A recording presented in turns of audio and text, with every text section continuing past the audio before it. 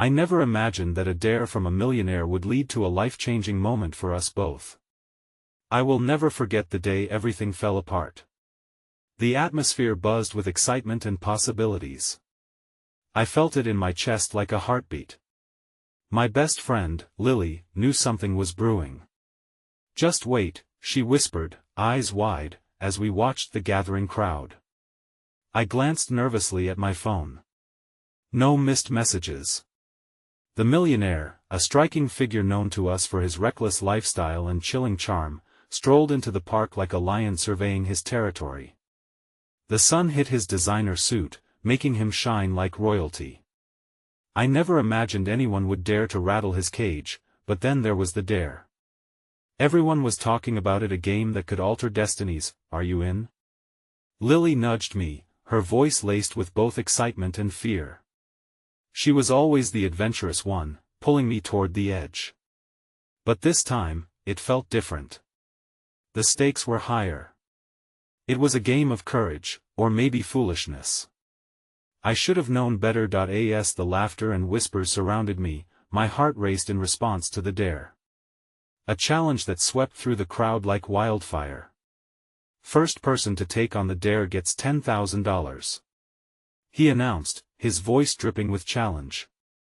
The crowd erupted, gasping and leaning in closer. I could feel the weight of their gazes, their judgments simmering just below the surface. It was absurd. And yet, it was compelling. I felt my breaths quicken, the air thick with anticipation and tension. I saw faces, some eager, some skeptical. And then there was that moment, a moment I would replay in my mind 1,000 times. He turned to me, calling out, daring me directly. My palms went sweaty, my heart in my throat, like a trapped bird. I hesitated, glimpsing Lily's look of support mixed with fear. "Do it," she mouthed. But could I? The way the crowd held its breath, there was something electric about it. What if I said yes? What if I said no? The panic tightened in my chest, each heartbeat loud and unforgiving. And amid the chaos, I barely heard his voice. "What's it gonna be?" he taunted. I could taste the challenge. It lingered, bitter and sweet. The world narrowed down to me, him, and the daring words unspoken. Then it hit me, the decision would change everything. Hey, before we continue with this amazing story, I need to give you an important heads up. Many subscribers have reported that YouTube unsubscribed them without warning. Take a quick second to check the red button below to make sure you're still subscribed to the channel. I'd hate for you to miss any of the exclusive content coming soon. And while you're there, smash that like button, it really helps me out with the algorithm.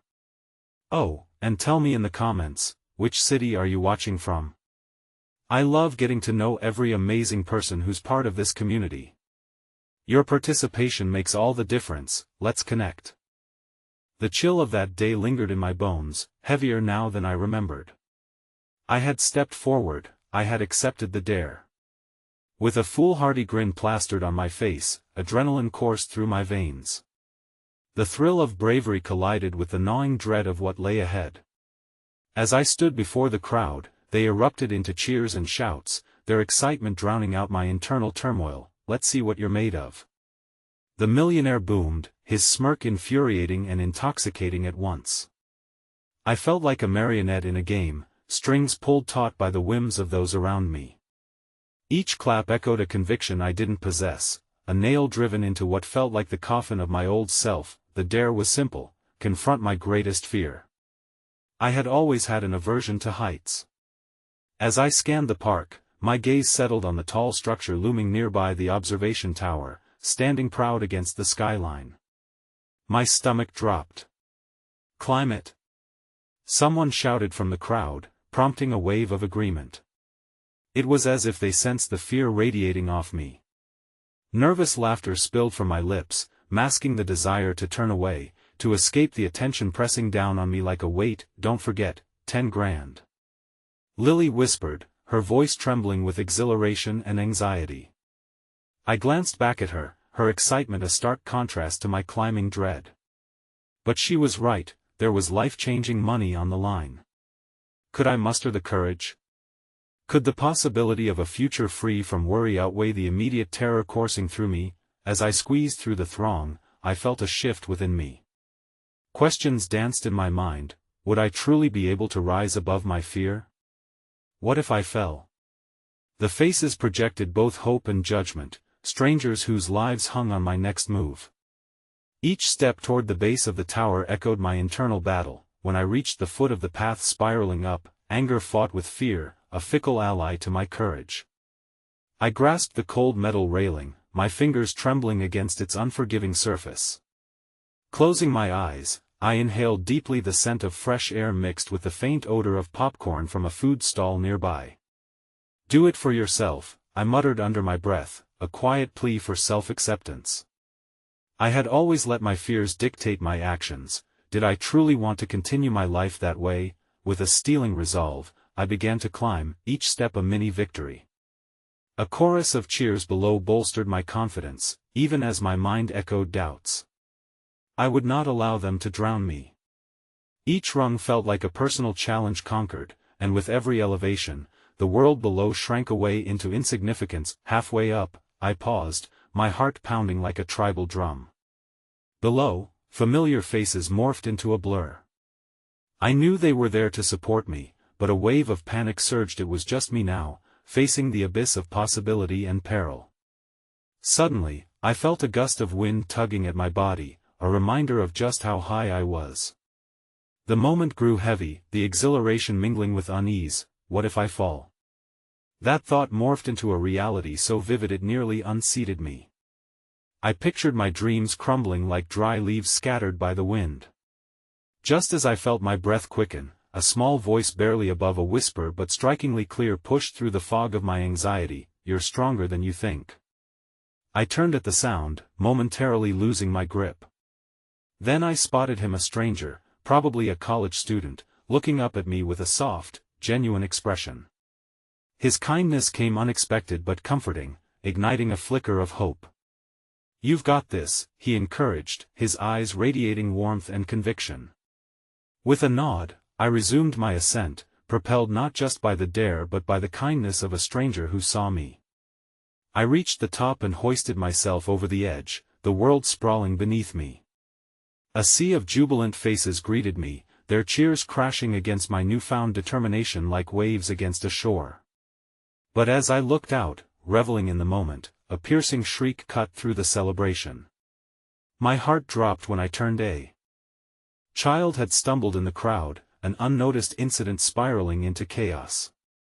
A knot formed in my stomach as the crowd erupted into panic, and the reality jolted through me. The dare was behind me, but now I saw that life oftentimes dangles precariously between triumph and tragedy, and just as fear gripped my heart once more, the millionaire's voice rang out over the confusion, hollow and commanding, "Let them through." I noticed his cold gaze assessing the situation, calculating instead of caring. My breath quickened, confusion blossoming within me. Who was this man really, the one holding our fates in his hands? As the chaos ensued below and the crowd tried to assist the fallen child, I stood paralyzed at the precipice, torn between exhilaration for conquering my fear and an ominous dread of what lay beneath me. Moments ago, I had felt invincible, but now, in that dizzying height, I could sense a new weight pressing down upon me. The search for answers was only beginning, and in that heart-wrenching moment, I knew the game had shifted.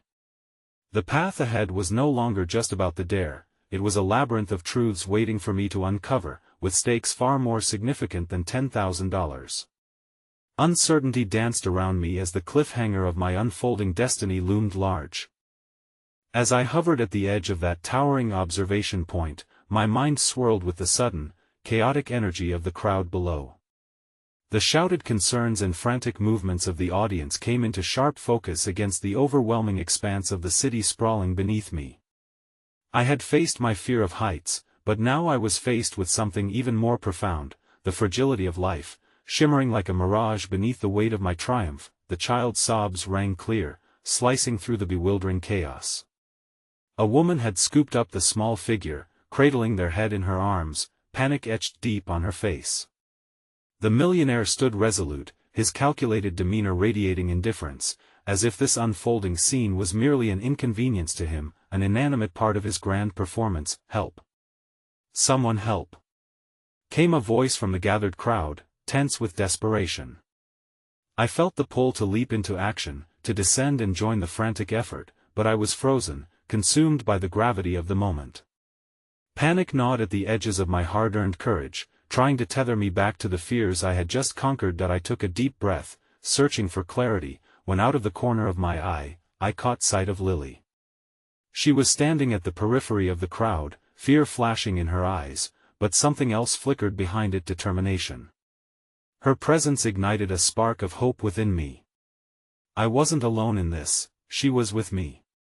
Maybe we could rally together. My heart raced as I clambered down the stairs, each step resonating with a newfound urgency.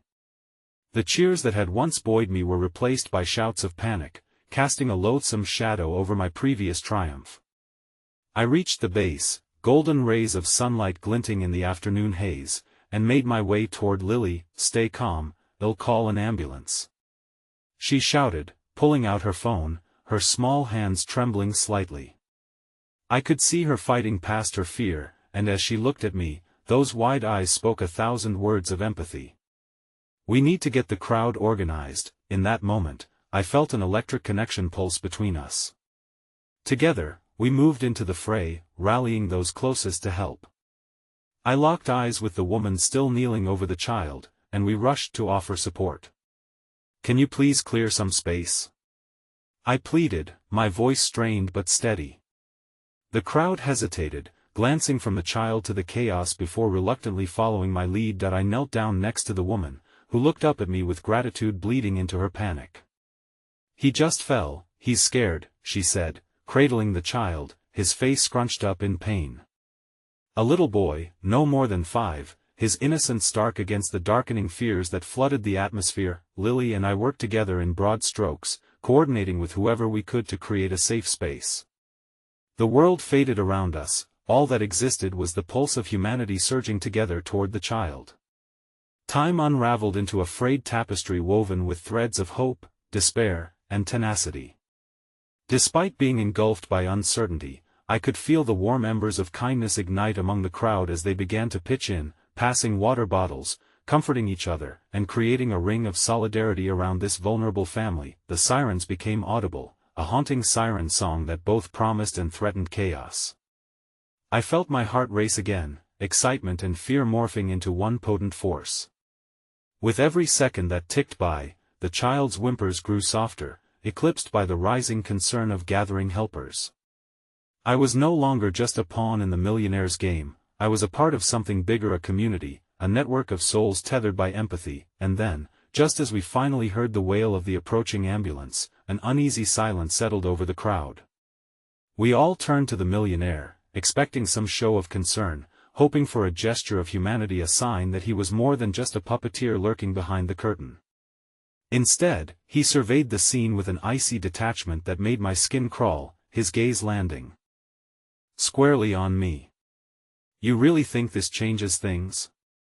he sneered, a twisted smile creeping onto his lips. "In the grand scheme of life, this doesn't mean a thing." Anger bubbled up within me as his arrogance pierced through the bond we had built in those frantic moments. I stepped forward, hands clenched into fists, every ounce of courage I had gathered for the ascent now threatening to unravel. "You have no idea what people are capable of when faced with real fear, do you?" As the ambulance finally rolled to a halt, I turned my back on the Millionaire and the judgment etched on his face. I was immediately met with Lily's soft grip on my arm. "Let's just focus on helping," she urged gently, as the medics rushed onto the scene.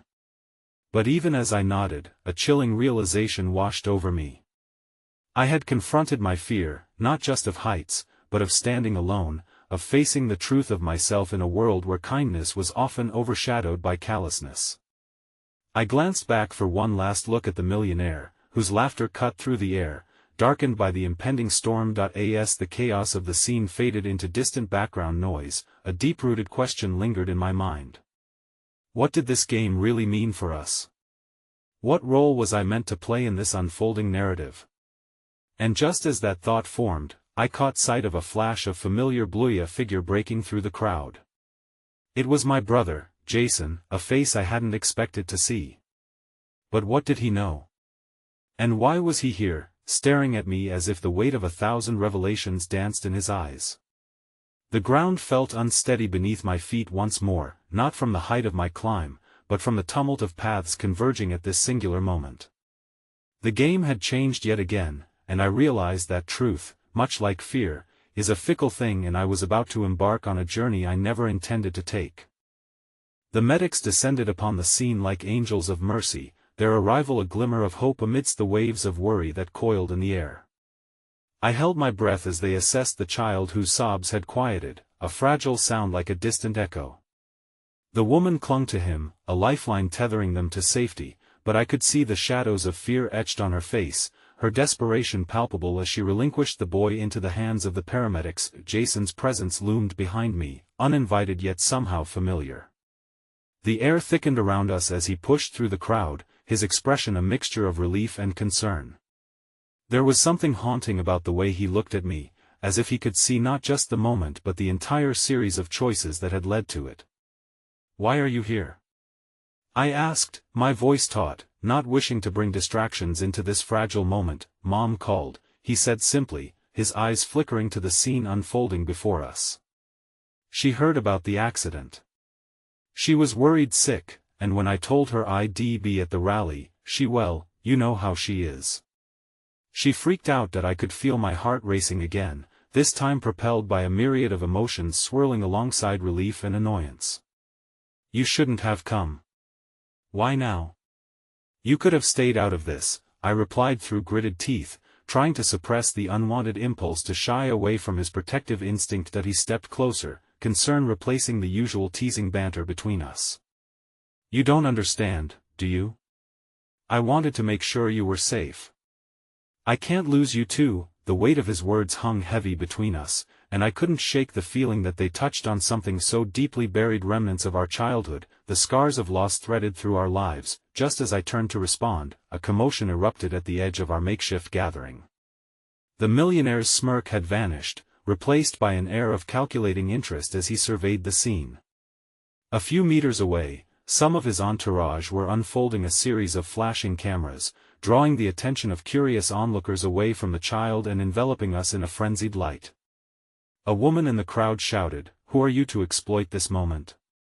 Her voice, like the crack of ice, shattered the transient peace we had fought to create. I felt a collective stir, the tension spiraling as eyes darted between the millionaire, the mayhem of reporters and rescuers, and the child still receiving care. "That's enough." I couldn't hold back any longer. Steeling myself, I pushed through the onlookers, my voice rising above the murmurs. "This is not a show. This is a child's life we are talking about." The tension had shifted, my words had struck a nerve, and I felt them resonate through the crowd.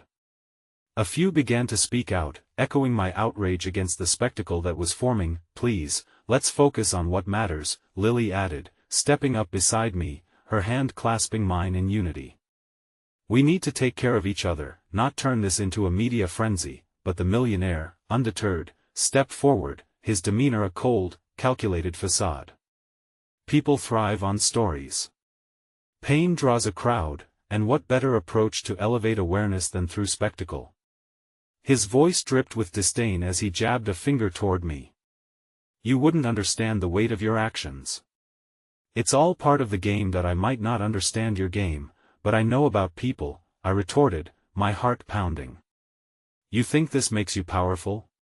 You're nothing without the empathy that fuels us." For a split second, silence fell, and I felt the gaze of the crowd resting on us, the dynamic shifting again. It was an electric charge that stirred something inside of me. I was fighting for more than just the child now, I was fighting for every person in this moment, the nameless souls who found comfort amidst chaos, the unity we had forged in vulnerability. Jason grasped my shoulder, pulling me back gently.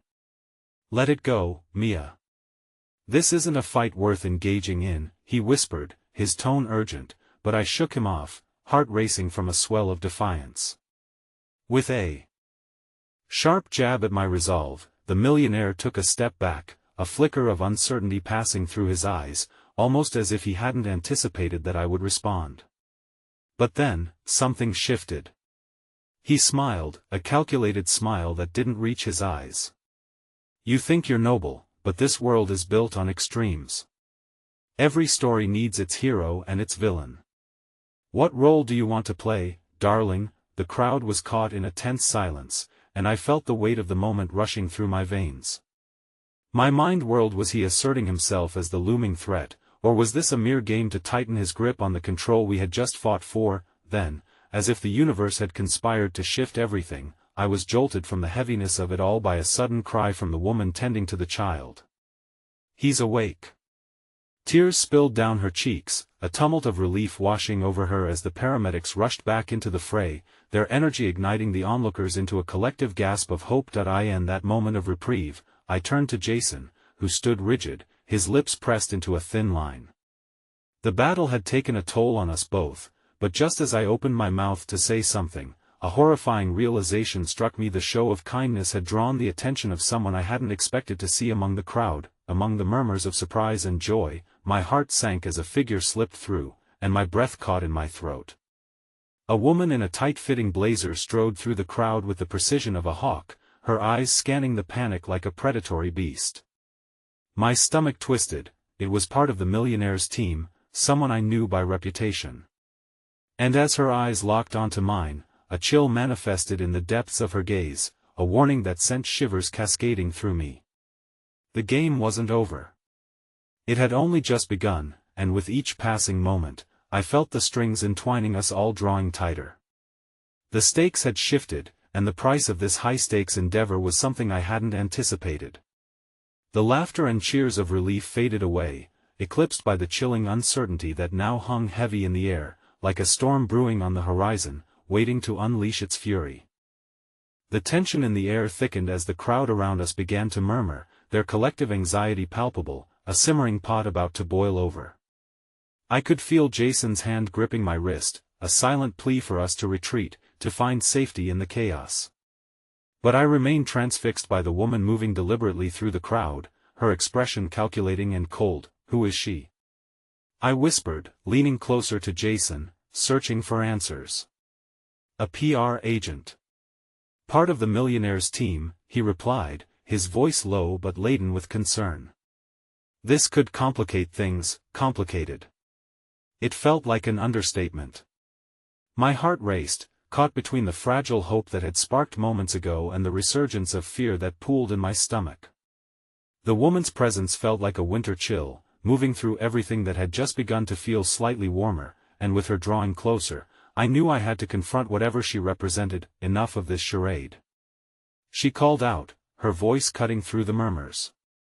The crowd stilled, every pair of eyes caught in her spotlight. "You think this is about kindness?" she challenged, pointing directly at me. "This is a strategic moment for media coverage, a mere blip on a radar meant to elevate someone else's worth. You think you're heroes? You are just pawns in a larger game." The weight of her words slammed into me, igniting the embers of uncertainty that smoldered in the pit of my stomach. Was I merely a pawn? Did my attempts to advocate for the child and the familial bonds surrounding him only serve to feed the spectacle that this millionaire sought to create? "People matter," I shouted, my throat tightening. "What you framed as a moment to capitalize on is a life we are all fighting for." She held up a hand, silencing the crowd with ease. "And do you really think your protests mean anything in this world?" Her icy gaze swept over us, dismissive. "Everything has a cost, and you're not prepared to pay it." Jason stepped forward, his protective instincts roaring to life. "You don't get to minimize the humanity in this situation. No one asked you for your approval." A flicker of amusement danced across her lips, almost a twisted admiration for his bravery. "Oh, but I do. If you're brave enough to resist, you better be prepared for the consequences." Suddenly, a voice emerged from the throngs behind her, someone entirely unexpected. "I might just know a thing or two about the consequences of defiance." The crowd parted as a tall man stepped forth, his presence commanding attention. I recognized him instantly, he was a prominent figure in the charity scene, a benefactor of sorts who had aligned himself previously with the millionaire. But something in his demeanor seemed different today. The tension in the air shifted, lightening slightly as if a storm cloud had decided to retreat. "Jack," Jason murmured, his voice thick with surprise and uncertainty. "What are you doing here?"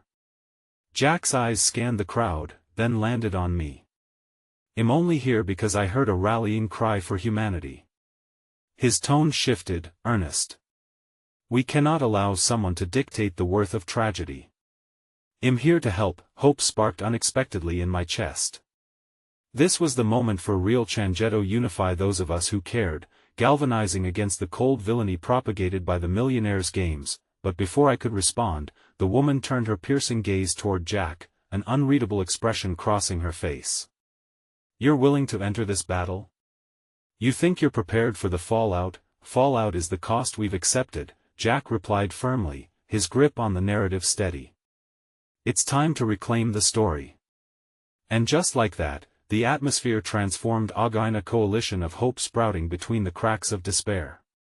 But something about the woman's unfazed stare told me this confrontation was just in its infancy, the kindling laid, but the fire yet to be lit. Yet amidst the hopeful stirrings, a whisper crept its way into the back of my mind, unsettling and ominous.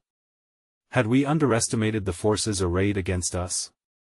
Had we pulled back the veil only to expose ourselves further? As I glanced at Jason, seeking reassurance in his stormy gaze, I caught the reflection of a distant alarm wailing, a sound that now echoed the urgent racing of my heart. Instinctively, I turned back, just in time to see the PR agent's lips curl into a smile, her gaze locking with mine, and I realized with a chilling clarity the stakes had just gotten higher, and our rally for empathy was under siege. "Let's see how you play this game then, shall we?" she taunted, her voice dripping with a sinister sweetness that reverberated in the air like a battle cry. Before I could react, the sirens blared louder, drowning out everything else, and the rising tension split our small alliance like a fragile thread, leaving me suspended in uncertainty, finally feeling the full weight of the challenges that lay ahead. A crack of thunder echoed overhead as the first heavy raindrops plummeted from the bruised sky, mingling with the murmur of the scattered crowd. The elderly among us hurried for cover, while the younger ones clung to each other, their excitement replaced by confusion. I stood frozen, my eyes locked on the PR agent, who now seemed poised to seize this chaotic moment, ready to exploit our vulnerability. Jason stepped closer, a protective barrier, his breath warm against the cool drizzle. "We can't let her intimidate us," he murmured fiercely. "Jack's standing with us. We have a chance." His words washed over me, a faint flicker of resolve in a storm growing around us. But the uneasy sensation still knotted in my stomach. What if it's all just a game for her? She knows something we don't. The rain began to fall harder, each drop hammering against my skin, yet the chill from the woman's glare cut deeper than the cold. Jack raised his voice above the rising storm. "Listen. If we're going to challenge the narrative she's setting, we need unity, not fear. Only together can we rewrite this story." Yet, even as the words spilled forth, dread drummed in the back of my mind. The sirens wailed, urgency and chaos blending like the rain, and with it came a realization, one that struck me like lightning. Jack might see hope where I saw a storm. But the woman, the PR agent, had insight that eluded us, shadows lurking in her gaze that hinted at something darker. As I turned to address Jack, the ground trembled beneath us, rattling the senses. A mass of reporters flooded the scene, eager to capture the whirlwind enveloping us. Cameras snapped, bright flashes illuminating the gloom, their lenses hungry for a story, and I knew our moment of bravery had transformed into something more significant, an alarming spectacle under vivid scrutiny. "Look here," Jack declared, his stance unyielding against the deluge. "We are not a headline. Our fight is against exploitation, not for it. We have battled through each heartbreak for those who cannot speak for themselves. I didn't come here to watch this turn into another fleeting moment of sensationalism," Jason insisted, stepping forward to lend his voice. "We're already under siege, don't walk into their narrative. Fight them with your truth." For a breath-stealing moment, the crowd seemed to pause, the raindrops in mid-fall, their collective breaths hanging in the air. And then, breaking through what felt like an unyielding silence, one voice called out, soft at first, then gaining strength. "We stand for the vulnerable." One after another, voices rose, dripping with determination, each word a small flame against the blustery storm. As we clustered closer, I felt an electrifying warmth surge through me, igniting a desperate sense of hope. We were coming together not just as individuals, but as a force united in purpose. Yet the storm above seemed to mock our fledgling unity. The PR agent's eyes sparkled, gleefully relishing in the chaos swirling about us. "Look at these, a heart-wrenching story of resilience. How beautifully tragic," she said mockingly, her tone thick with venom. "But remember, every hero has a price. Gabriel won't let you undermine his narratives too long." The name hit me like a slap. Gabriel, his very existence loomed like a specter over our every effort, his ruthless ambition always lurking in the shadows. If we fought against him, the cost would be steep and the consequences dire. I exchanged glances with Jason, panic dawning in his eyes, mirroring my fears. "Fine," I shouted, my voice strained. "Then we expose him.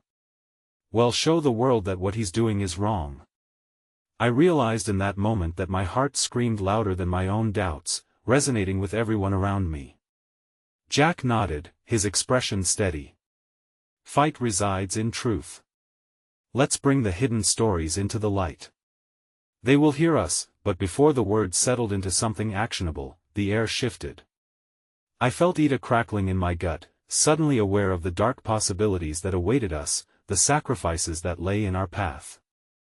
The PR agent smiled like a predator. "You're brave, but believe you me, heroes come with their sacrifices. Are you ready for what's to come?" Her ominous taunts hung heavy, an unbearable weight drifting into the ranks of our makeshift alliance, sowing seeds of doubt. The rain fell harder, and I wondered if I could weather whatever storm brewed ahead, or if we had just unknowingly walked into a trap. In that moment of chaos and uncertainty, I turned my back to the crowd, desperate to center myself. As I did, a flicker of movement caught my eye in the background. My heart dropped at the sight of a figure emerging from the shadows, their familiar silhouette unmistakable. "Please, don't do this," he called out, his voice raw with urgency. It was Aaron, the one person I had hoped would not show up. "Not again, not here. Why are you here?" I gasped, the panic surging up my throat. Confusion swirled in my head, clashing with the torrents of rain that whipped around the growing darkening fabric of our defiance. "What do you know, Aaron?" I demanded, my voice rising above the noise, the weight of this confrontation unfurling heavy and ominous before me. The storm surged as his eyes, brimming with an urgency I couldn't comprehend, bore into mine. "More than you think," he replied, his voice resolute. "And you won't believe who's really pulling the strings." And suddenly, dread flooded through my veins, icy and profound, as the possibility of betrayal loomed closer than I could have ever anticipated. As whispers of doom spiraled in my mind, I felt the shattered pieces of my world beginning to destabilize even more. Like thunder rumbling in the distance, my heart raced with dread, echoing the fear that we might just be puppets in an even larger game, the truth lying just beyond our reach. The rain drummed relentlessly against the pavement, a tempest rivaling the turmoil churning within me. Aaron stood with his hands plunged deep into his pockets, his shoulders hunched as if bracing against an unseen weight. The crowd's fierce solidarity surged around me like waves, but here he was, a dark cloud on my already stormy horizon. "Who's really pulling the strings?" I asked again, my voice sharp, pushing past the cacophony surrounding us. I needed to know what he knew. The fear gripping my heart made each passing second feel like a broken promise of protection. His lips pressed together, and I could see the glint of unshed tears shimmering in his eyes, a flicker of something deeply personal surfacing beneath the surface. "You won't believe it," he finally confessed, the words shaky and raw, as if he were baring his soul to me. "What's going on? Just tell me," I urged, casting a glance back at Jack and Jason, who seemed locked in a significant conversation with the rising voices of our supporters. They were battling against the shadows that threatened to grip us tighter, but I felt anchored to this moment with Aaron, unable to sever the emotional tether. "Gabriel," he said, and the name fell from his lips like a fragile glass shattering on concrete. "He has a hold on everything, on people within your own circle. Your fight, it's not just against him. You're unwittingly challenging forces far more significant." My stomach twisted, the revelation tangling with my growing fears. "What do you mean? Who?" Before he could respond, the PR agent shouted over the anxiety-laden noise, delighting in the chaos. "Look! Even now, your own friend is filled with doubt." Her voice dripped with malicious glee, each syllable slicing through the hope we had amassed. "It's hard to stand together when trust is fragile. Aren't you all just fingers in a broken glove?" The weight of her words threatened to collapse the foundation we tried to build. I felt the energy sapping from our unity, a palpable fracture cutting through the collective hope. Jason's intense gaze met mine, and I could tell he felt the shift, to the glimmer of shared determination dulled by the shadows we couldn't yet see. "Aaron," I pleaded, my heart racing, "if you know anything that could help, please, you have to tell me. We can't afford any more deception." Aaron's expression darkened, lost between a choice that could cut deeper than wounds, a decision that could either fortify our fragile alliance or tear it apart. "I was warned," he admitted, each syllable heavy with reluctance. "Gabriel is using you to stir the pot, to paint a narrative that keeps his hands clean while taking down anyone who dares to stand against him, but there's still time. I can help." Before I could respond, lightning cracked the sky open, illuminating Aaron's face for a fleeting moment, casting his features in stark relief against the darkness. My pulse quickened as I stumbled upon a reality I hadn't wanted to confront. "They'll come for us first," I whispered, my voice a mere breath. "They'll come for the ones close to us, yeah, and you need to know who they've got on the inside," Aaron replied. "It's not just Gabriel. It's someone you trust, someone who's been feeding him information." A sharp gasp escaped me as the realization churned violently in my gut. "Who?" I pressed, feeling the walls close in, panic unleashing the demons hiding in the dark, but before Aaron could reply, the crowd erupted into a frantic clamor, an icy hand gripping my heart as I turned towards the chaos. A figure had stumbled forward, their voice breaking through the storm, shrill and chaotic. "We need to get out of here." "They're coming, what do you mean?" Jason called out, his protective nature kicking in as he moved closer to reassure our circle. But already, the atmosphere grew electric, the palpable tension in the air signaling that uncertainty was now transforming into something sinister. Groups of people began to scatter, the fervor of unity replaced by fear. "Think!" I shouted above the ruckus, spinning back to face Aaron, who seemed alarmed at the sudden turn of events. "We need to remember what we're fighting for. We can't panic." My instincts yelled for calm in the face of rising chaos and confusion. But even as my words echoed, I felt a pull against my resolve, thorns of doubt festering and thriving amid our vulnerability. The protest, once a beacon of hope, unveiled a deeper threat looming on the horizon, a force that could dismantle everything we were trying to accomplish. As panic seeped into the crowd, I caught glimpses of frightened faces, my heart drumming wildly against the storm's soul. My breath snagged in my throat, the very earth seemed to tremble with the promise of chaos awaiting us. Then, out of the shadows, an unassuming figure pushed through the sea of flailing bodies, someone I could not place at first. My heart sank further as recognition flooded me. They were here, always lurking in the background.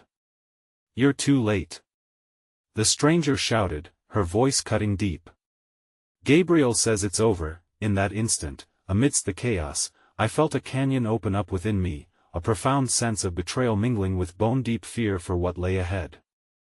I turned to Jack, barely able to hold a semblance of control, desperately needing reassurance as the walls began to close in, but there was none, not when the daylight was eclipsed by a shadow whose wings spread wide, ready to carry us all away.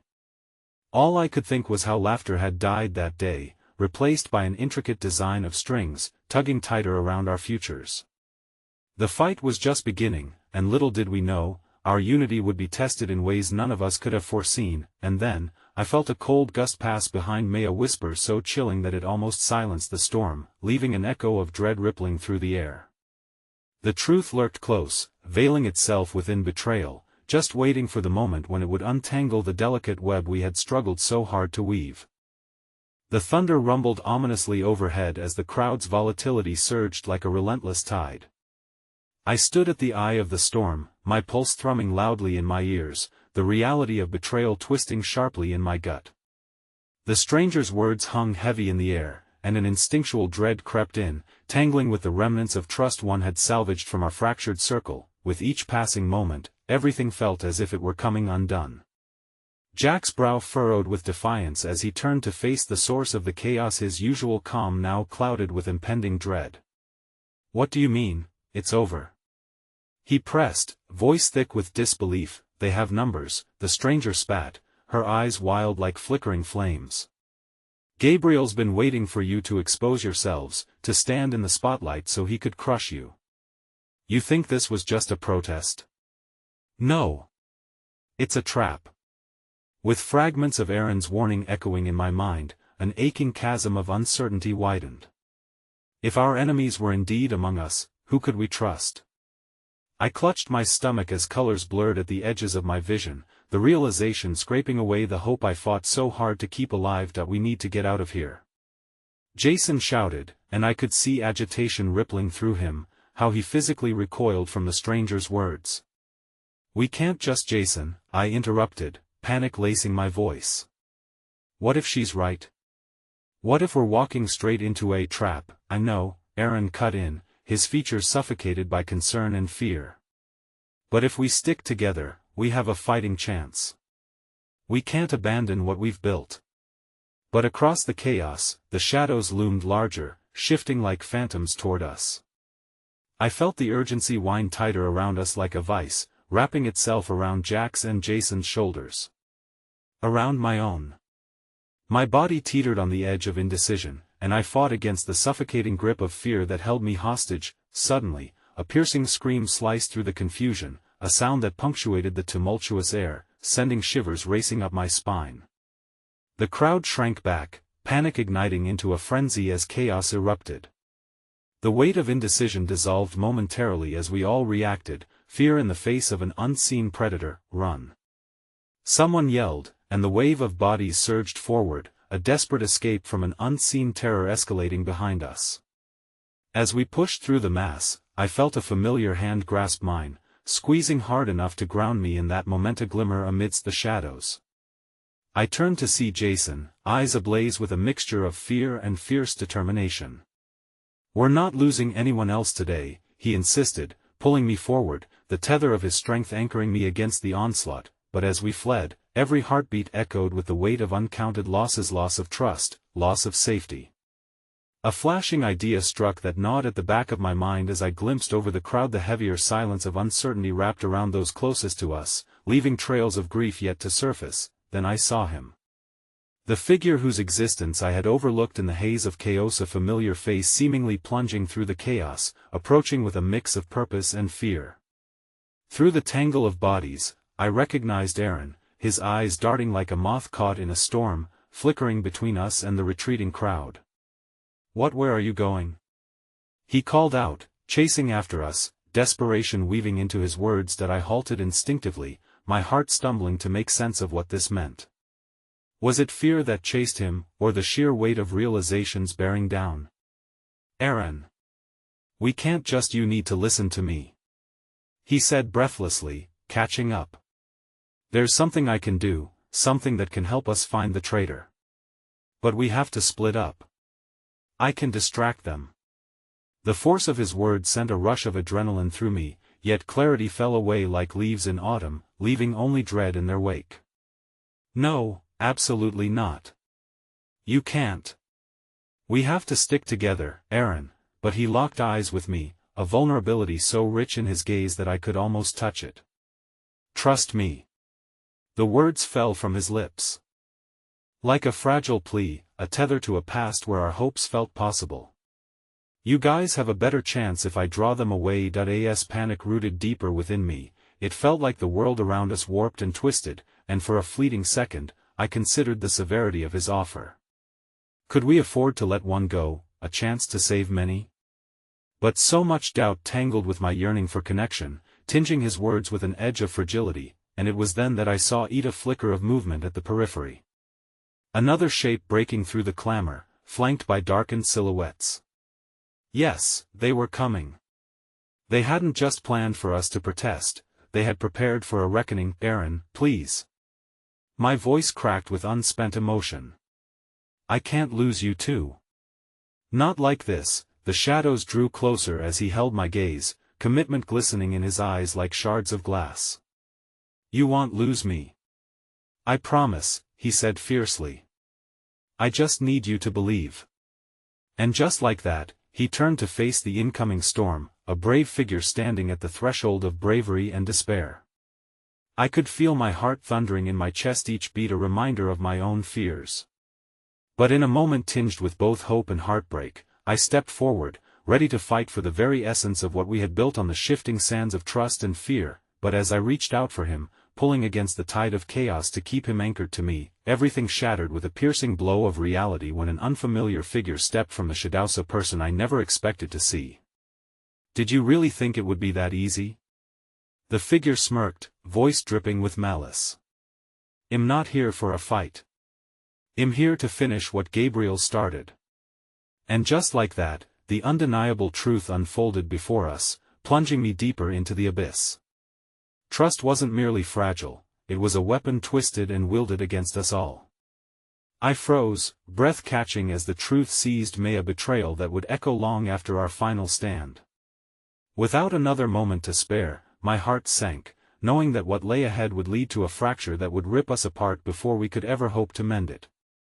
The silence that followed was deafening. Though the chaos raged on, I felt the storm brewing inside, promising that this time, it was only the beginning. The world that fell silent around us gained an eerie rhythm, each squall of chaos pressing down like a weight about to crush us. The figure in front of me, a silhouette I never anticipated, was etched forever in my mind. My heart raced. I glanced back at Aaron, standing brave but unprotected in the unforgiving tempest of nerves and the frightful unknown. Who are you? I managed to choke out, the fear twisting my stomach into knots. The stranger's smirk widened, as if relishing the turmoil he had unleashed with a mere presence. Just someone you might say has a vested interest in your little operation, he taunted, a glimmer of wicked delight in his eyes. I was hoping for a more orderly conclusion. But since we're already here, let's make it a show, shall we? Aaron stiffened at his words, muscles coiling like a spring ready to unleash. You're playing a dangerous game, he warned, but there was a tremor in his voice that betrayed his own fear. Dark laughter bubbled from the stranger, rolling over the whispers of alarm that slinked through the crowd. Dangerous? Oh no, my friend. This is merely a calculated risk. You're the ones who underestimated the stakes. I felt the strands of our fragile unity crumbling. Jason, protective and ready for a fight, moved beside Aaron, stance wide as if to shield him from whatever threat loomed. Jack's hands clenched into fists, his fury barely contained. Enough games, Jason growled, stepping forward. Just tell us what you want. What do I want? The stranger mused, leaning against a nearby wall as if we were simply having an idle chat. I want what all of you have fought so hard to keep, a semblance of safety. People like Gabriel think this is a game, but for you? It's personal. It's everything. Why would you care? I snapped, frustration dispersing through the frantic energy of the crowd buzzing around us. You're only here to finish what you started. You don't get to pretend you're one of us, but I am, he replied, a strange cockiness, one born of familiarity slipping through the chaos. At least I know your fears. Your weaknesses. In that moment, a familiar pull tugged through the fabric of my being. Something lodged deep within me urged caution. A flicker of recognition flashed. This person wasn't merely an agent of chaos. He was intricately woven into this very tale, one I couldn't quite recollect through the haze of panic. But before I could process it, a sudden movement from Aaron broke the tension. No, he said firmly, eyes narrowing. You won't use us to fulfill your cruel ambitions. You're mistaken if you think you can manipulate our fears. Well, fight for what's ours." The stranger's expression shifted, something dark glittered in his gaze. "Ah, but therein lies the problem, Aaron." His voice dipped to a menacing whisper that sent shivers crawling down my spine. "You'll be fighting each other." In that instant, as if conjured by his malign words, I could sense the fissures beginning to crack beneath us. The truth the stranger wielded loomed heavy and potent. How close we were to the brink of every festering doubt we hadn't yet confronted. "No," I breathed, glancing at Jack and Jason, trying to read the play of emotions racing through their expressions. "We can't." But the tension strangled my voice, preventing the words of reason from escaping my lips. To my horror, Aaron and Jason exchanged a glance loaded with doubt, and even Jack hesitated for merely a heartbeat. The rift that broke the surface gnawed at the raw edges of our connections, each person adrift in their solitude amidst the rising noise of collective fear. "You think you'll make it out unscathed?" The stranger sneered, enjoying the chaos he was inciting. "You travel under the delusion that unity can protect you while the wolf dresses as your shepherd. It's laughable. Once trust is broken, stop." I cried out, rising above the fervor with an intensity that shocked even me. "We won't let you tear us apart. That's not who we are." The stranger smirked, the shadows swallowing his features. "But you don't even know all the pieces on the board, do you? Trust can weave into betrayal faster than you can believe." With one final warning smirk, he turned and vanished into the crowd, leaving a suffocating silence that felt post-apocalyptic in its aftermath. The realization gnawed at me: betrayal wasn't just looming, it was festering right beneath the surface. I don't understand," Jack stammered, his voice barely audible above the muffled noise. "What if he's right? What if someone among us wants to watch it all burn?" The breath left my lungs, each word of his cutting deep. I mustered every ounce of certainty to face my friends, but the terrors left unsaid loomed larger than I could bear. The cracks expanded into chasms as they exchanged anxious glances, casting doubt that settled like a heavy fog among us, and just as despair threatened to consume me whole, hope flickered just beyond the horizon. I would not back down from fighting for the bond we had forged. But I wasn't sure how much longer I could hold on to that hope before the shadows overtook us. With my heart pounding louder than the drums of impending conflict, I whispered to Aaron, "We need to address this together." My voice suffocated with the weight of those unspoken fears, knowing that the battle against betrayal was only just beginning. But before Aaron could respond, a blood-curdling scream sliced through the air again, followed by the chaos reigniting with terrible fervor. I turned to see a figure stumbling toward us, surrounded by a throng of confused and terrified faces. My heart sank with recognition as the shadows danced eerily, revealing something I both feared and dreaded. One of us had already fallen. "Help!" The voice faltered between gasps, and with it came an ominous truth: the betrayal within our midst was already claiming its first victim. I stood frozen in the aftermath of that scream, my pulse quickening as I recognized the figure staggering toward us. A shivering silhouette emerged from the chaos, features blurred yet undeniably familiar: Charlotte. Her face, usually framed by a cascade of golden hair, was pale and stark against the backdrop of the tempest. Pain radiated from her eyes, echoing the fear that clawed at my chest. I staggered forward, weaving through the crowd that parted as though sensing the gravity of the moment. "Charlotte!" I shouted, urgency fueling my steps, reaching her just as she fell into my arms. I tried to warn you," she gasped, her breath ragged, eyes darting around like a wounded bird. My heart dropped. Whatever she meant, I could hear her desperation thrumming in my ear like an alarm. "He's coming. Gabriel, he knows you're here." "Who? Who knows?" I muttered, desperate for clarity, my hands trembling against her trembling form. Around us, the energy shifted, the crowd's tension became palpable, choking the air with anxiety. Every eye was on us, watching as if our confrontation with the unknown would dictate the trajectory of the day. Charlotte drew a ragged breath, her energy waning away, yet her voice grew steadier. "He's manipulating everything. The protests, the media, it's a diversion. He wants to fracture you, one by one. I overheard his plans. What plans? I urged, absorbing the weight of her words as they sunk into the pocket of fear nestled in my stomach. I could see Jason and Jack closing in behind me, sharing wary glances as they tried to decipher the chaotic energy radiating from me. He has someone inside, she continued, gathering her strength, the dread pulsing in her veins. Someone feeding him information about your every move. It's how he's orchestrating all of T. She plays with emotions to manipulate you.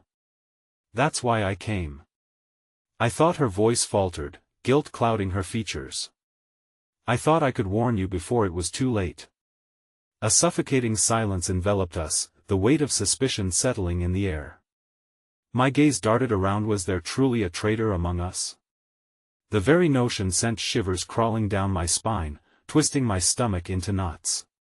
Give us a name, Charlotte, Jason pressed, stepping closer and squaring his shoulders.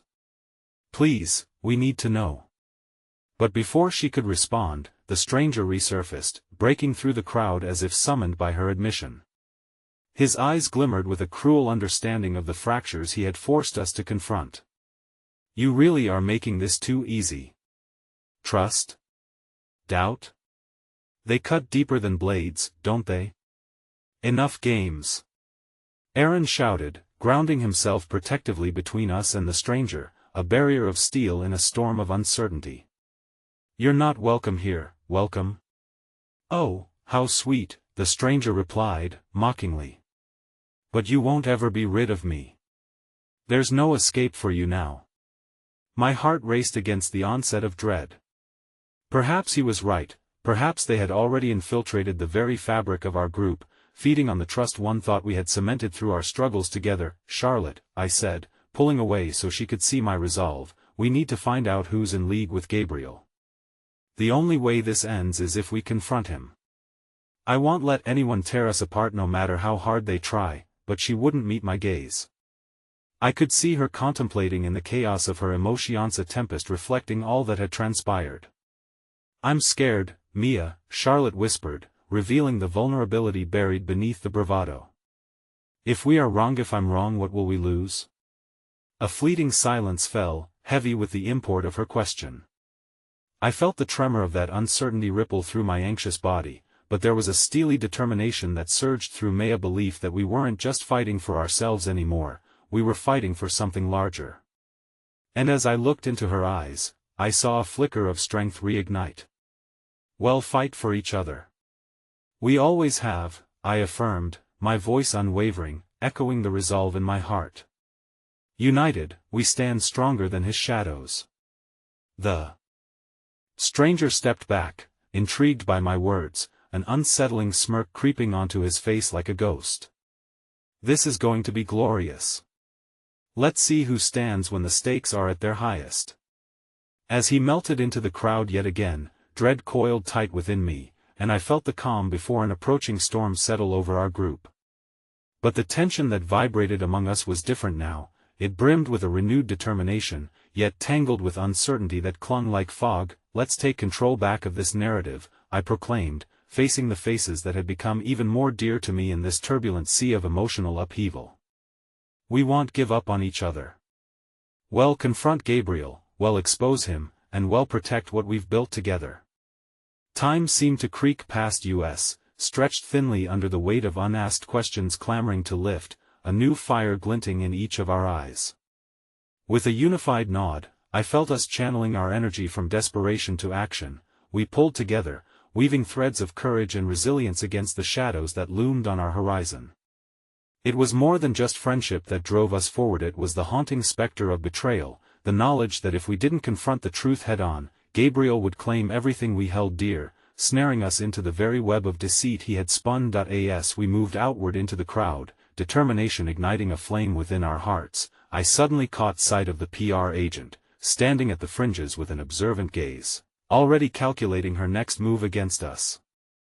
A low growl of fury rose within me. The pieces were aligning, signaling that our fight was not merely an act of defiance, it was a battle for clarity amidst the encroaching confusion. And then, the rain began to pour down again in earnest, washing away the remnants of fear that lingered like unwanted ghosts. The world around us shifted in a beautiful embrace, neither light nor dark but a cascade of unexpected colors. In that moment, I knew we were finally ready to stand against the tempest ahead. As the light splashed around us, illuminating the growing resolve in our hearts, a message flickered in my mind: strength is not merely found in numbers but in hearts woven tightly with threads of forgiveness, understanding, and love, a bond fierce enough to overcome even the darkest of betrayals. And, no matter the odds, no matter the forces arrayed against us, we would face this storm together. We would emerge not just as survivors but as warriors forged in the fire of unity. With a sense of clarity coursing through my veins, I took a step forward, led by hope and a heart full of emboldened love. Because we are more than shadows, we are a light unyielding against the encroaching night. In that instant, I took a deep breath, feeling the storm surge around us as I declared into the winds, let's show them what we're truly made of. I turned to find Jason, Jack, and Charlotte surrounding me, our bond stronger now than the shadows that chased us. And as I gazed into their determined faces, I felt the world collapse beneath me, the dizzying leap into the fray finally revealing what we had fought for all along: the truth of our journey, the depth of our love, ever singing through the symphony of the storm ahead. Together, we would rise from these ashes, together, we would forge a new beginning. Because now, we held the power to write our own story. And it was a tale of resilience, bravely stepping into the light of our truth, where betrayal could never penetrate the bonds of friendship we had relentlessly built. The end was only the beginning, with new chapters to unfold ahead. And though the storms might rage, we would remain unyielding, ready to face whatever darkness rose, together.